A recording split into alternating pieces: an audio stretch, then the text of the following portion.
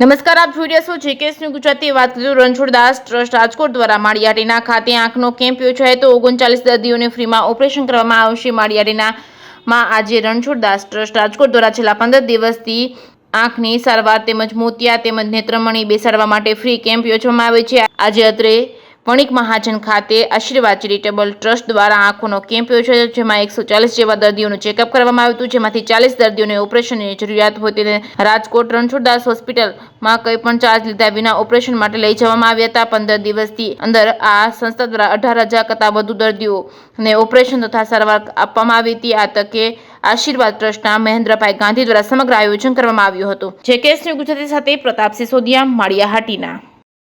શાંતિલાલ ગાંધી, પ્રમુખ આશીર્વાદ Charitable trust Maliya Hatina.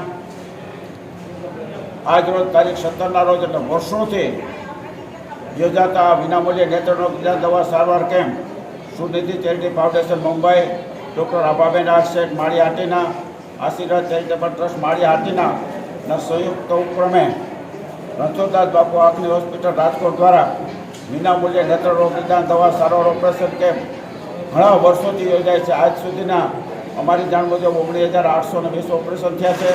લઈ જવું, મૂકી જવું, રહેવું ઓપરેશન, નેત્રમણી, ચશ્મા બધું ફ્રી અને ફેકો મશીનથી ટાંકા વગરના ઓપરેશન કરવામાં આવે છે. આજ સુધી મેં પણ ઓપરેશન ફેરક્યું નથી અને આ હિસાબે માળિયા તાલુકામાં આ કેમ્પ ખૂબ જ આશીર્વાદરૂપ છે. દર મહિના કેમ્પ યોજાતા કેમ્પમાં દાતાઓનો સહયોગ મળે છે, રણછોડદાસ બાપુ આંખની હોસ્પિટલનો સહયોગ મળે છે અને સર્વે લોકોનો સહયોગ મળે છે.